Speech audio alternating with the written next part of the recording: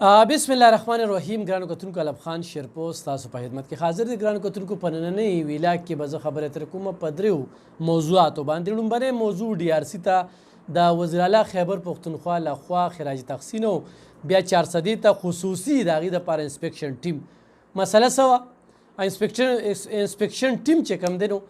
څوک په دې باندې به خبرې ترې کوو. دویم چې کوم دی نو د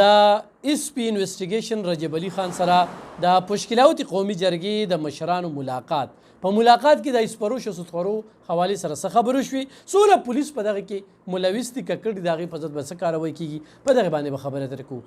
دریم چې کوم د حکومت ځان شپېلې کړی دی او په خپله یاشو چرچو مزو کې ښه بوخت دي او په قام باندې د بجلۍ دغه بیل زیات کړی دی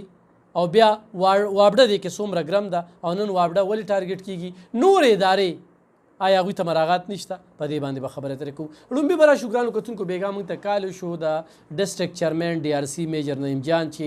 یقینا په پښتونخوا کې چې نن په ټاپ ته نو هغه ده 400 DRC ده چې په شپږو تاڼو باندې مشتمله ده او د شپږو زرو نه زیات کورونه روغ کړل، یعنی روغې جوړې وکړې، د هغې تصفیه وکړله. هغوی ما ته وویل چې یاره بېګاله به د وزیر اعلی خیبر پښتونخوا لخوا چې کوم دی نو سباله 11 بجې انسپیکشن ټیم راځي او په دې ریډیو باندې موږ پروګرامونه کوو. یو دا خلکه چې ستاینه کوي نو موږ ته خراج تحسین پیش کولو لپاره به دغه ټیم راځي. موږ حسب معمول چې کوم دی نو لاړو او په دغه کې زه کېناستم، مخامخ چې کوم دی نو DSP صاحب هم ناست دی، چیرمن صاحب چې کوم دی تقریر کوي، هغه خپله کارکردګي بیانوي، د وزیر اعلی انسپیکشن ټیم هم ناست دی. خو داسې ګنټه نیم باس مباحثه وشوله. نو باس مباحثه کې چې ما وکتل نو زه څه په څه پوه نه شوم چې یاره د دوی مقصد او مرام څه دی. خو برخال ځان یې خبرو چې تاسو به څنګه روغې کوئ او تاسو یو څه ولیکئ او ورته زلیخې قصه ختمه کړه او بیا ورته دغه مشران وایي چې دا به ولیکئ او دا به موږ وزیر اعلی صاحب ته دغه کوو. بیا شروع شو، بیا ورته دغه مشرانو خبرې وکړئ، بیا وایي یاره دغه پلانکې روغه نه ده، دغه به مو ولیکئ او دا کمې پیسې چې وصول کړي دا به مو ولیکئ او دا به مو ولیکئ. یاره آخره کې به زه پاسېدم، ما ورته وویل چې ګوره د 400 DRC په ټوله پښتونخوا کې په ټاپ ته کارونه کوي، قانونونه په دې ملک کې ډېر پاس شوي دي، دا زه خپله خبره کوم، خو عملداري پې نشته دی. خلکو یو سیستم روان کړی دی خو هغې کې څوک کار نه کوي، خلک ډیوټوله نه راځي. واحد DRC ده چې ناصر دراني صاحب یو لوی کاوش دی چې خدای دې وبخي چې دلته کې دا یو ښه سیسټم یې کړی دی، خو دا بیا د ممبرانو چې کومه ده کامیابه کړې ده. خو چېرې دا ممبران نه راتلل نو DRC به کله خو نه کامیابېدله. نو دا DRC چې کومه ده دا کامیابه ده، دا په دې ممبرانو باندې چې دوی وخت ورکوي، دوی له بل څه سرټیفیکیټ یې وروړي، د دوی بل څه نوره حوصله افزایي شوې وه. نو دغه خبرې به دا موږ ځان سره نوټ کړل، دا به موږ وزیر اعلی صاحب ته وایو. اوس ګرانو کتونکو انسپیکشن ټیم 400 ته راځي، بیا DRC ته راځي، باقاعده مخکې نه ټیم اخیستل کېږي چې کوم غیر حاضر دي هغوی ته هم میجر صاحب چې کوم دی نو اطلاع کوي، هغوی هم راځي، بیا شب قدر تنګي مشران هم راځي. 3-4 ګنټې چې کوم دی نو دغه ځای کې په باس مباحثه کې تېره شي. بیا د هغې نه پس چې کوم دی نو دغه کسانو له د DRC دغه مشرانو د وینا مطابق چې DPO صاحب ورله روټۍ کړې ده، ولته کې به بیا ځي. بلکل ټیک خبره ده. وروسته معلوماتو شو ګرانو کتونکو چې دا په تبلیغ کې راغلي. تبلیغ کې خپل ځانې موږ هم ځو چې موږ ډېرې زده کړه کړې ده، نو په دغه تبلیغ کې هم کړې ده. دغه 3 ورځو کې چې کوم زده کړه کېږي نو د هغې څخه دوی، خو تبلیغ کې چې کله 3 روزه لګې نو چې ته مازدیګر لاړ شي نو مازدیګر ته چې ټیمونه تشکیل کړي، مازدیګر بیان وشي، بیا ماښام بیان وشي، بیا ماسخوتن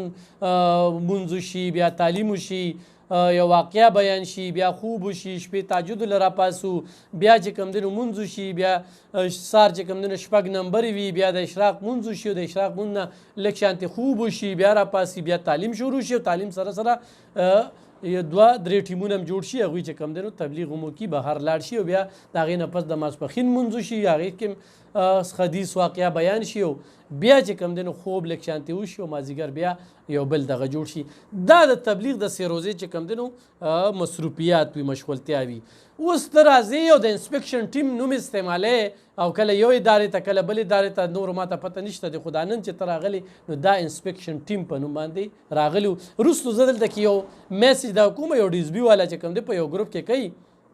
چې دا چېرته روټۍ موټۍ له نه راغلی، دا چې کوم دی نو دغه پلانکي معلوم جومات ته تبلیغ له راغلي دي او دې کې چې کوم دی یو د لایو سټاک چې کوم دی نو سابقه ډایرکټر دی او یو پکې ریټایر جج دی یا د جج زوی دی پکې دا دغه یو میسج هغه کړی دی دا هم د سره په دې کې د حکومت زما دغې سره څه کار نشته زما دې سره کار دی چې تبلیغ له راغلي ډېره ښه لار ده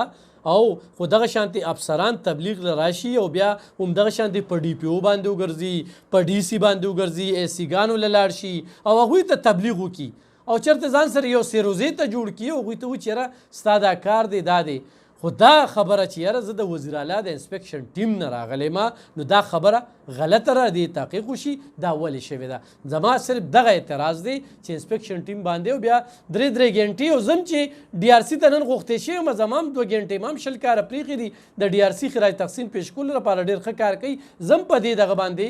راغوښتی شوی یم چې انسپکشن ټیم به د وزیر اعلی راځي نه هسې روزه کې یو ټیم راغلی دی څوک راغلی دی د دې تحقیق وشي 21-20 ګریډ والا کسان دي خو هغه تبلیغ کې راغلی دی او تبلیغ چې کوم دی نو زه دغې ته هم وایم چې زما مشران یې زما قدردان یې په ما ګران یې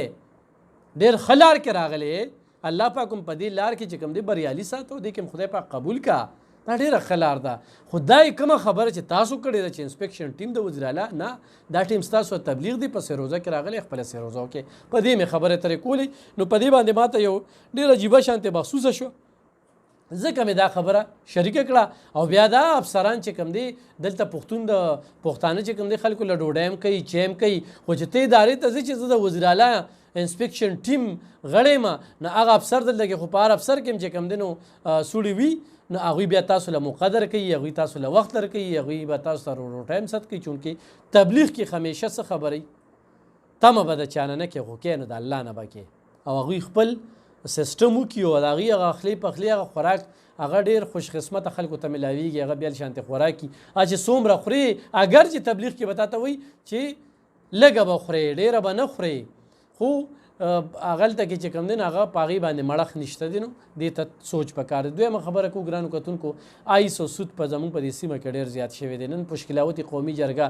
د ابراهیم حاجي صاحب په مشرۍ کې او د یوسف مومن په مشرۍ کې او امیر مومند او زه خپله چې دغه بنیاد موږ یې ښودلی دی الحمدلله ډېر په کامیابۍ سره ډېر کار یې د ایسپروشو سودخورو خلاف وکړو او کوي لګیا دي او نشاندهی هم کوي او خپل سر یې په تلي کې ښودلی چې دا ګند دا ناسور دا د دې سیمې نه ختم شي نو دغه وفد رجب علي خان سره میلاو شو امیر مومندو په دې کې او د شب قدر ټیم را سره هغوی ته دا خبرو شو چې یاره تفتیش ناقصه دی نو د هغوی دا جواب و چې دلته کې ګواهي څوک نه ورکوي د دغه ګواهۍ نه ورکولو په وجه باندې آیس خرڅوونکي چې کوم دی نو ډېر زر روزي نو په هغې باندې ډېرې طویل خبرې اترې شوې او قام ته زما دا اپیل دی چې راځئ د پشکلاوتي قومي جرګه نه ووټ او نه نوټ د دې ملګرتیاو کې د دې سیمې نه دا ناسور په شریکه باندې ختمول دي لرې کول دي دلته هسپتالونه زیات شو نور هم زیاتول پکار دي خو نشه څښونکي والا ډېر زیات شو روز تر ورځې چې کوم دی دا ګند او خدای دې مؤمن مسلمان دې نشې نه وساتي درېیمه خبره ګرانو کتونکو د بجلی بل انتخاب ته ورسېده په دې سوشل میډیا باندې زه ګورم وابډې والا د وابډې والا نه یونټ یې ختمې که وابډې والا مراغات دي او دا دي صرف وابډه ښکاري دلته وابډه او پولیس خلکو ته په نظر ولې دي د قوم تعلق چې کم دی نو او یا د سیاسي خلکو سیاست په دې دوه محکمو باندې دی دې خلکو ته په پی ټي سی ایل کې دا نټ موږ استعمالو که نه پی ټي سی ایل یونټ دا هغه ملازمینو ته پرېږدي ګیس 40,000 50,000 د میاشتې هغوی ته یونټ یې پرېږدي د دونه پیسو هغوی ښه مردغه دي پولیس ته مراغات شته صحت والا ته مراغات شته آرمي والا ته مراغات شته نور چې څومره سرکاري ملازمین دي خو هغه بیت المال کې دي خو هغه زکات کې دي خو هغه نادرا کې دي خو هغه پاسپورټ کې دي خو صرف دلته کې وابډې والا نه یونټ یې کټ کا او وابډې والا دا کوي او وابډې والا دا کوي او وابډې والا دا کوي لا ډېر پوسټونه پکې ګورم چې په 6 لکه باندې سولر لګی نو په 10 لکه باندې د وابډې نوکري پکار ده داسې پوسټونه پکې ګورو ګرانو کتونکو دا وابډې والا هم څه د بل ځای نه دي دا هم د دې کور کلي او دې محلې خلکه دي زمونږ رونه دي زمونږ دي دا د دې حکومتونو او دې حکمرانانو کار دی چې تر ورځ نښتې او ټکسونه هم زیاتې او ریټونه هم زیاتې او د یونټ قیمتونه هم زیاتې بس دی که نه د قام نه خو د سرمن ویستله دا قام نوره څومره قرباني ورکړي غوړي ګران چای ګرانه چینی ګرانه بجلی چې کومه ده نه هغه انتخاب ته ورسېدو په دې بجلی کې اوس قام راپاڅېده خو قام ته زه دا وایم چې تاسو وابډۍ والا ګرم مه ګڼئ دا حکمرانان ګرم دي دا حکمرانان دا کم حکمرانان چې دغه کورسو ته موږ لیږو چې خپلې یاشې چرچې خرچې دا نه کمیږي روز تر ورځې چې کوم دي د هغوی په مراغاتو کې اضافه کېږي چېرته هم دونه وي چې موږ به تنخواګانې نه اخلو موږ به دا ایسیګان ځان ته نه لګو موږ به دا پروټوکول نه اخلو موږ به دا سرکاري ګاډي بې درېغه نه استعمالو راشه دې قام له ریلیف ورکو او د دې د اخراجات او خرچې چې کوم دی دا موږ دې وابډې ته دې ته ورکو نو دلته کې د وابډې دا یونټ او دا روز تر ورځه چې کوم دی نو دا ګراني راځي انتخا ته دا خبره ورسېدله او دا اوس قام را پاسېدلی دی حکومت ته پوري په دې باندې توجه کی او دا خرچې او دا یونټو دا قیمتونه دې کم کیږي په دې کورسو باندې او نه به راتلونکي وخت کې الیکشن وکړي دا یاد ساتئ دا قام هم غورې پسخه او ټماټر ولي تاسو ډېرې وزرې کړي دي په هوا شوې او قام قرباني خودکشو ته هم جوړ کو دا قام هم د ملا تیر مات کړی دی قام هم خود تباه و برباد که قام هم ذلیل او خوار که تاسو د قام نه خبر یې نن قام دغه میان دي چې اتو نهه لس بچي وي او بهر روز وي د هغوی ژوندونه څنګه دي چېرته هم سوچ کړی دی ځکه خو دې قام ته موږ وایو چې هغه کس دې اسمبلۍ ته ولېږئ چې د غریب د درد نه خبر وي هغه غریب سره ناست دي